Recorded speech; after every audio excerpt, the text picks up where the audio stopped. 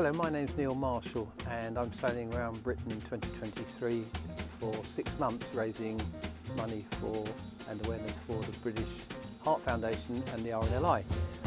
In Bridlington we're going to meet some of the lifeboat crew at the Bridlington station and get a feel for some of the hard work and brave work they do. As we start the interview, something happened. So I'll leave it there and you can find out more.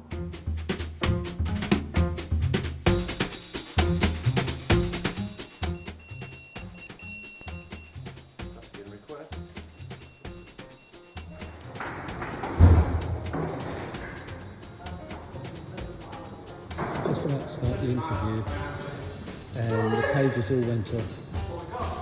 So the station now is an alert.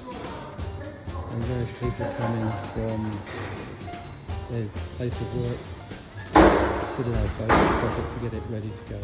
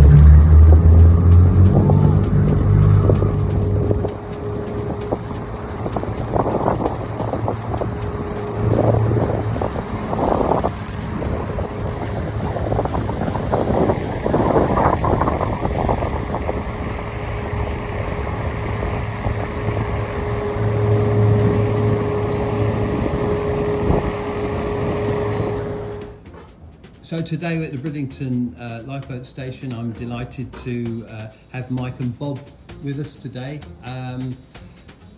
We've just seen a shout go out this morning.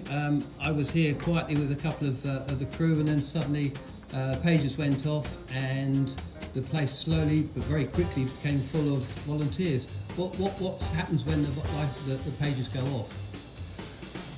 Well, you were looking to see the tasking page come through, which is usually people like the mechanics, the DLAs. They get a 2-minute warning, so they can start preparing things and getting things ready. And then the crew get their page about 2 minutes later. So the pager goes off, and then you get a phone call, an email, a text, just in case you missed the first shout. And then it's up to us to get down here as safely and as quickly as possible. Not speeding, we're not allowed to speed, but we need to get down here as quickly as we can. In the case of an ALB shout, it's not so urgent because it's usually going to be something way offshore.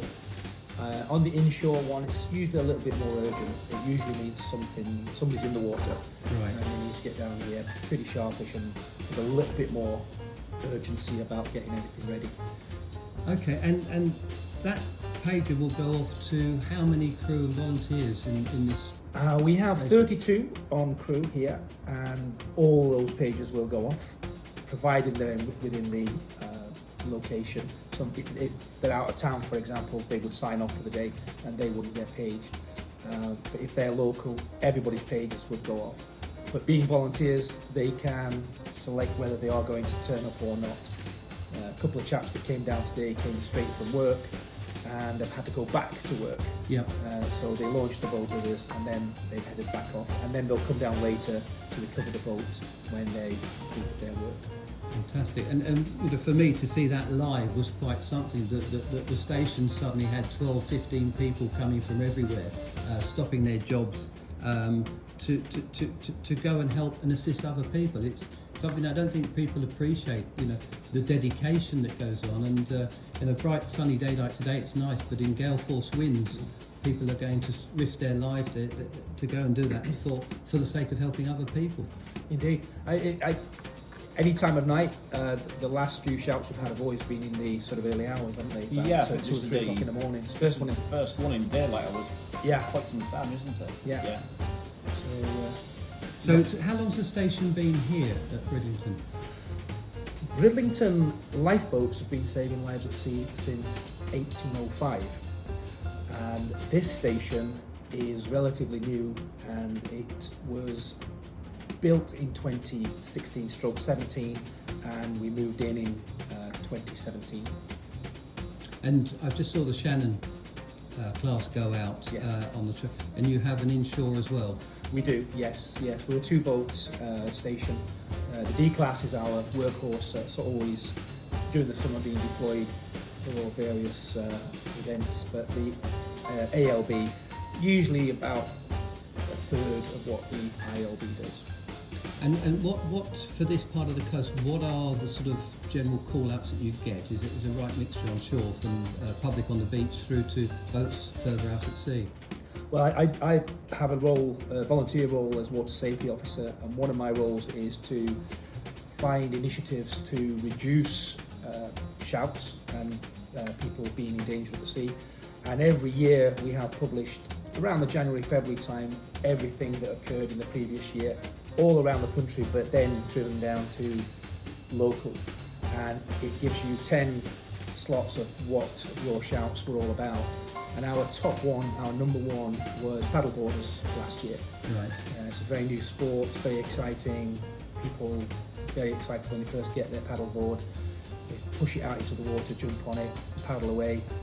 No buoyancy aids, didn't check the tide, didn't check the wind, didn't take any way of phoning for help. Next thing in, they're on the way to Holland, and that's when we get our shouts. I think the problem with them is it's so easily available as well. So easily available. Wander down to one of the local shops. Yeah, Low one they're available on the coffee harbour to buy for about a couple £100. And then inflatables, rescuing children with inflatables, we've had mermaids, dolphins, whales, unicorns, Yes, unicorns. swans, Yeah. all, you know, little kiddies just being unable to get back to shore, and we've rescued quite a lot of them. And Mike, it's a close community here, isn't it? It's a very close community, especially during the winter months as well, when the tourists are here. So basically everybody knows what's going on all of the time. And a lot of the volunteers and the crew are coming from families that historically been in this for years, through to the fishermen, harbour masters, etc. Yeah, to some extent. We've seen a move away from that though recently. We're now getting people from all walks of life, some with absolutely no sailing experience or sea experience whatsoever. At the moment we've got fragments that we've got an electrician who's had previously no connections with the water. We have also a gardener with the same sort of experience. Everybody is from all walks of life now.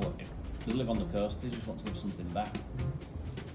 That's fantastic. Now, just as a finishing point for me, I'm sailing up the east coast on my trip around Britain. What sort of things happen to yachts that you get calls out for regularly, as far as them getting into trouble and needing help? And we had a couple last year, didn't we? I think the main one that we saw last year was ropes around the propeller, if I remember rightly. And we had one quite a long way offshore where his mast just completely came down. Yeah. Of course, these are just accidents, they're not bad sailors or anything, it's something that just happens. everyday life.